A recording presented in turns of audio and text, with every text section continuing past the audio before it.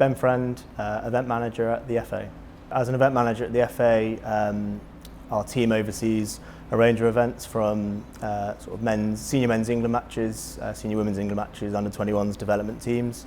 In addition to this, we look after FA competitions, men's FA Cup, women's FA Cup, FA Vase Trophy and Community Shield, as well as a range of other matches. Throughout the season, we got a range of events, so obviously we go through, depending on an England match or a FA competition match, there's a slightly different lead-up time. For a competition match, finals, etc., you've got 2 participating teams that you have to work with. You conduct club meetings. It's important that clubs feel like they've got all the information required to participate in that final, irrespective of the competition. For an England match, depending on the format of it, so whether it's a European qualifier or a UEFA Nations League, for example, there's a lot more of a regulatory element, so following UEFA timelines, reporting required. On a friendly match is slightly different, but again, similar principles apply. So for our kind of day-to-day role, you'll go from being in the office a lot from the lead up, so you'll be working through documentation, planning documentation, briefings, obviously various meetings taking place between the events team. We kind of hold the link between all departments, obviously regular contact with clubs and reporting into UEFA and other governing bodies such as this. And then as you lead up to match day, so match day -3, match day -2, you'll be on site, whether that's at Wembley or whether that's on the road. This is where you're kind of running around doing briefings, getting set. Team training might be taking place. If you're at Wembley or again on the road, you'll be looking at making sure branding's going in, being installed, covered, whatever it might be. The facilities are ready, whether that's catering, whatever teams have asked for.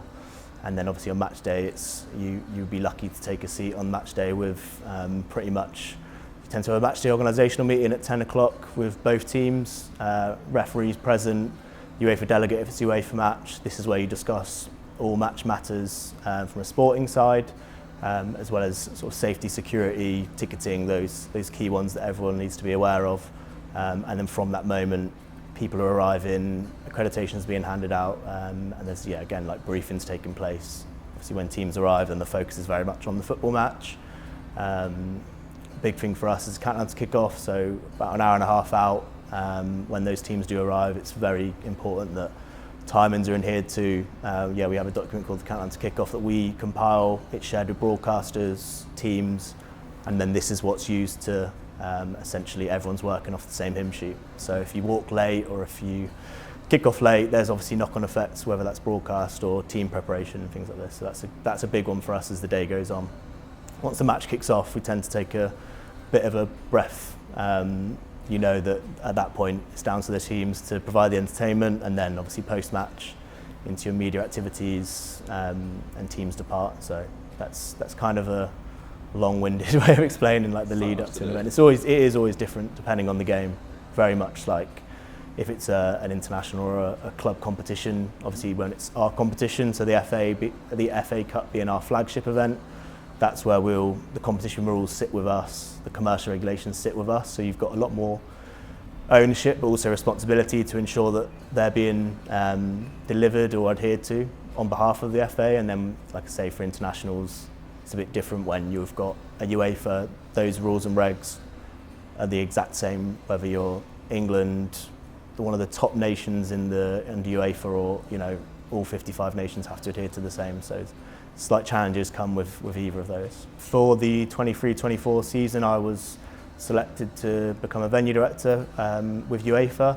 So this is a role that, quite similar to what I do, especially for England matches, you mainly focus on sort of sporting and organisational matters between teams, referees, and kind of, again, UEFA, obviously it's their competition. I've been assigned with Eintracht Frankfurt in the Europa Conference League for this season, so I've already delivered the first game with them. You basically work alongside the UEFA venue team on there, so there's individuals looking at different areas such as broadcast, media, sponsorship, so your focus is very much sporting. As well as sort of stadium infrastructures, technical elements that link to that. So I've been doing that now for this coming season, and they tend to take people from various NAs or through through like whether you were with UEFA already doing a role and stuff like that. So it's, for me personally, it was a big privilege to be able to do that. It's another step up and it's a different environment to work and continue my development in. UCFB is great for, you're obviously learning in an environment that you're already interested in. So I'm lucky enough to have followed that through and be working in sport and more specifically football. But yeah, there's the actual academic element you obviously take a lot from, whether that's the landscape of world football, and to already have that head start for someone maybe joining an organisation like the FA or a sporting body or a club or wherever it might be, without that is a bonus. Obviously once you're in there, then it's down to you to continue that. And then for me, I guess for me, like when I was a student, it's more about like the hard work and the keep striving for more, and I've tried to continue doing that since I've throughout my 3 years at UCFB, but also as I've continued. So there's always a big focus on as much experience as you can get, put yourself out there and put yourself in positions that you might not feel comfortable, and that's something I've definitely followed and continued to follow throughout my career so far. What I enjoyed most about my 3 years at UCFB, I remember before I stumbled across it, I was only the second year intake back in 2012. Before I discovered UCFB and what it was, I didn't really have much direction. So for me, I really found that I'd got myself in a situation where I was very happy with. The minute I started kicking off the studies and realising, hang on a minute, this is what I'm learning about now, it's very different to what I was doing before then. The internships and placements I did with the FA, did one over in America with Orlando City in the MLS, worked with Burnley Football Club while I was studying as well. So like, I'd say the positive for me at the time from my 3 years was just so happy to be in that environment, because like I say, when I was 17, 18, I was struggling to find that direction until I realised that UCFB was obviously an availability and an option. So I was very happy to be in that environment, and you meet like-minded people. I made a lot of friends that I'm still really close with all the years on. So yeah, that's quite unique, I'd say, for a university setting, to be in the same boat as a lot of people that are thinking similar mindsets, similar interests. So yeah, I just thoroughly enjoyed the 3 years, the learning element, and then obviously there's things outside of that socially, and the football team and stuff like that on top. My advice would be to be open-minded with, I do think you need to ultimately at some point pinpoint what you want to go into. It's good to have that as a direction, but also because sport and football is such a wide ranging industry in itself, there's going to be things out there that you haven't even realised yet. So there is that open-mindedness. I know that now UCFB is offering such a wide range of courses, where when I was there, there wasn't as many. But that's another bonus, that you already go into it knowing a bit more specifically.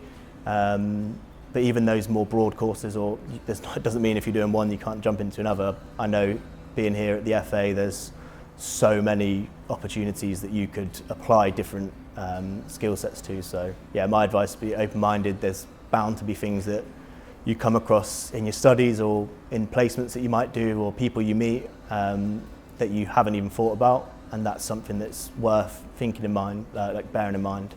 But yeah, it's good to have that short-term, medium-term, long-term goals, have a pathway, but just understanding that may change along the way, and that's only a good thing as well. Being around Wembley, obviously with the stadium, it's such an iconic stadium, with the arch every time, if you're walking in every morning to see that, it is inspiring in a way. Might take it for granted, having been at the FA for 8 years now, but you do still get that buzz. I think being a student here, you're only going to feel that as much as any FA staff member or any event owner, whether it's a concert promoter or a different sporting organisation that comes in and runs an event. Wembley is the most famous stadium in the world, there's no question around that. So yeah, I think by being here, you'll see things that happen. You'll see the stadium transition from football to a boxing match to a concert. That's only going to get you thinking even more, which I think's great. I studied at Turf Moor, and it was a similar thing. You're in an environment you're learning in, you can look out from your lecture theatre and see the stadium or see the pitch, and I think that's a great thing.